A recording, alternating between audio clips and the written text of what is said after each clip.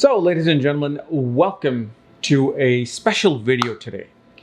And this video is going to be about the invisible effects on a planet and understanding how a planet is truly going to behave when it's in a zodiac sign. And this is something you don't need to know nakshatra for.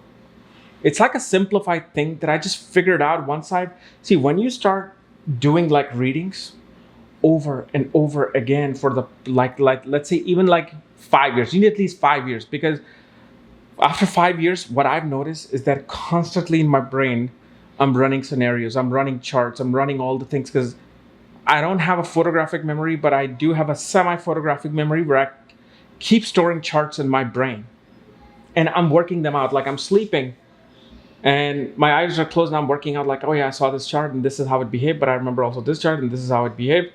And I came to a certain understanding is that there is a particular way to see how this planet is going to be behaving. Okay, so that's what we're going to understand today. And as always, if you do not know, if you have what your astrological details are, so you can see how planets are behaving in your main birth chart, what sign they're in, what nakshatra they're in, and all your astrological details.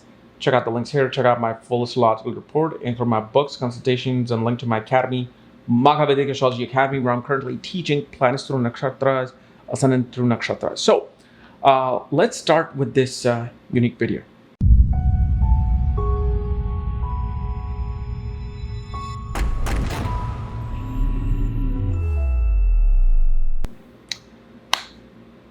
So, what is this invisible effect of the planets? Well, first thing I'm going to say as a disclaimer that subconsciously I'm not sure if I was impacted by a book or this is something that I'm just suddenly realizing, because I do remember there was a book that talked about how if you just take a zodiac sign like Aries, Jupiter is 12th from itself, Venus is 12th from a second from itself. And so because there's these two benefic planets ruling from the sign of Aries, the person becomes very fortunate, but at the same time has conflict of information and conflict in their understanding of learning, because Venus and Jupiter are arch enemies. One is the Lord of the Devas, one is the Lord of the Asuras. So the sign of Aries will really trouble a person as to what type of knowledge should I attain. So I'm not sure if it was in that book or what, but I'm just suddenly after doing so many readings, you just start working things out in your brain. Is that if you take any planet in any sign, the way to understand what will happen to that planet when they're sitting there, what you do, you make the planet the ascendant. Let's say Moon is in Cancer. So what you do, take Moon and make it the ascendant invisibly in your mind, and see which planet is aspecting Moon. Which planet would aspect Moon if they were all in their own signs? Even if you have to switch one planet from one sign to its other sign rulership, see if they will impact the Moon or the sign of Cancer itself. So for Cancer ascendant, we see Saturn aspecting the sign of Cancer. We see Jupiter from the 9th house of Pisces looking at the sign of Cancer, and Mars from the 10th house looking at the sign of Cancer. So a sign of Cancer gets impacted by Saturn, Mars, and Jupiter. And what this shows, that a person becomes, number one, very protective and aggressive because of Mars. Person becomes very philosophical when a planet or the ascendant is in Cancer. And number three, person deals with sorrow and emotions and this this feeling of malnourishment within themselves. No matter how much they're nourished, they will feel like, yes, I was not raised as I was. And that's because of Saturn impacting the sign of Cancer if it was in the sign of Capricorn. And so naturally from the sign of Cancer, Saturn being ruling the 7th house shows one will face sorrow in relationships. Before they find the right person, they'll have many, many failed relationships in their life. This is how you would understand it. And because Mars, from the 10th house aspects the sign of Cancer, you will see Cancer ascendant people elevating to a high status, elevating to, let's say, military status, political status, media status. Because here Mars from the 10th of the career impacts it. And Jupiter naturally brings this philosophical view and this nature of how to understand life and God in itself. For example, you can take Gemini. Okay?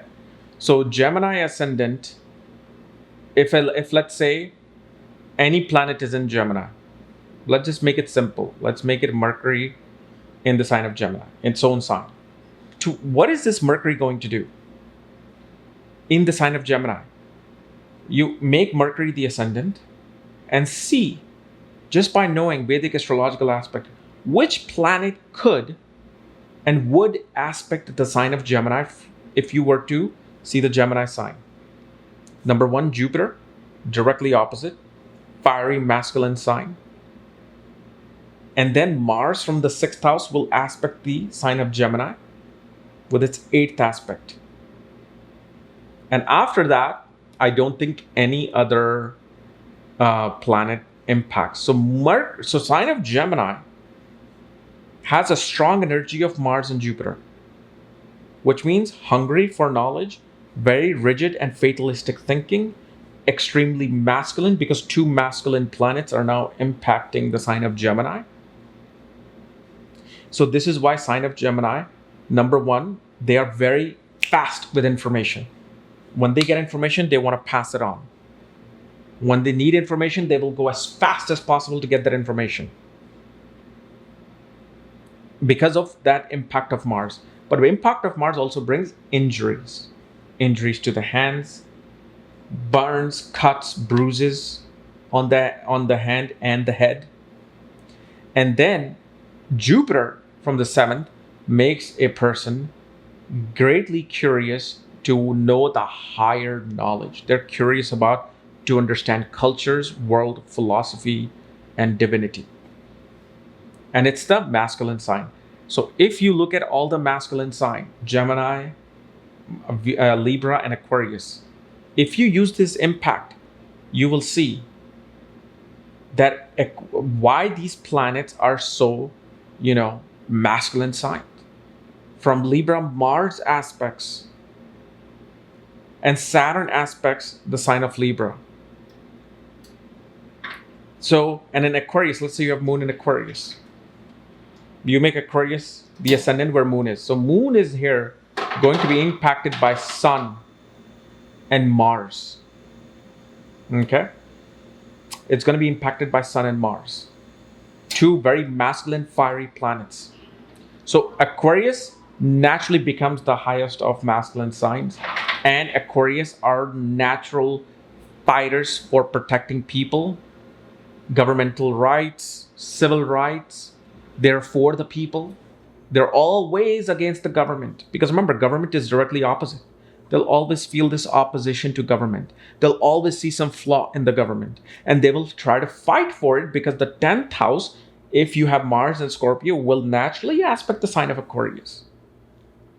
So when you see a planet in Aquarius, besides what you see with the nakshatras and impact of actual planetary aspects, you should just know what this person is going to do.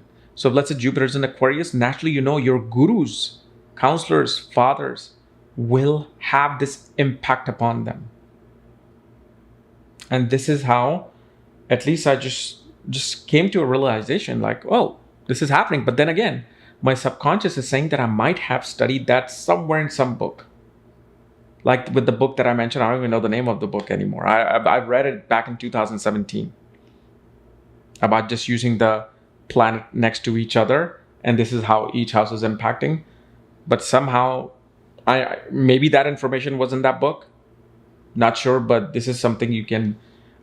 This will help you to understand why a planet behaves the way it does when they're in a certain zodiac sign. Now, when it's nakshatra specifically, well, that'll be far more. That'll be like you have a picture, a black and white picture, but the nakshatra will paint the colors. Like it's actually a red color, and then yellow is here, and then the green is here. Okay. So anyway, guys, I just wanted to make this quick video of understanding the invisible impact on zodiac sign. If you're new to my channel, subscribe below so you don't miss this type of videos. And if you want to know where your planetary placements are, all your astrological details, check out the links here. Otherwise, we'll see you tomorrow with Sun-Venus conjunction.